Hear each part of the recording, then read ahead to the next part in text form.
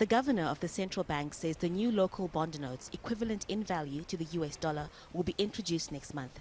The bank hopes the cash injection will boost exports, benefit local businesses, and ease the suffering of the poor. In order to ensure that we minimize that lack of trust, let's start with the smaller denominations, $2 and $5. You think a $5 bond note will cause inflation? I think as Zimbabwe, I think sometimes we need to also look at our economic history. I think don't relate this to the 2007, 2008. These are so different. Some are nervous the government will print excessive amounts of paper money, which could lead to more hyperinflation. During the worldwide financial crisis in 2008, the International Monetary Fund said Zimbabwe's rate of inflation soared to 500 billion%. Many lost their pensions and savings. In 2008, we suffered. Shops were closed, prices were changed. I think this is going to come again. Zimbabweans began using multiple currencies in 2009 when the Zimbabwe dollar devalued.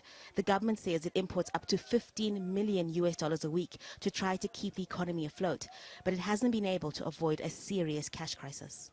Salaries to government workers aren't paid on time. Banks have limited withdrawals to just $50 a day.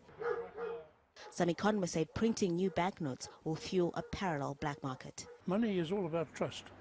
If you don't believe in it, you won't accept it, or you'll only accept it at a very, very deep discount. Now that's the issue which has not been addressed yet, and I don't think anybody's been convinced by the claims made by government that they aren't going to print billions of these things. The central bank governor says the new currency does not mean the return of the Zimbabwe dollar.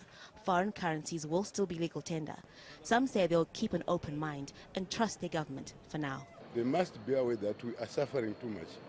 Therefore, they mustn't tamper with the nation. If they are alert that the bond notes will be valid for everyone without any disturbances, yes, we welcome.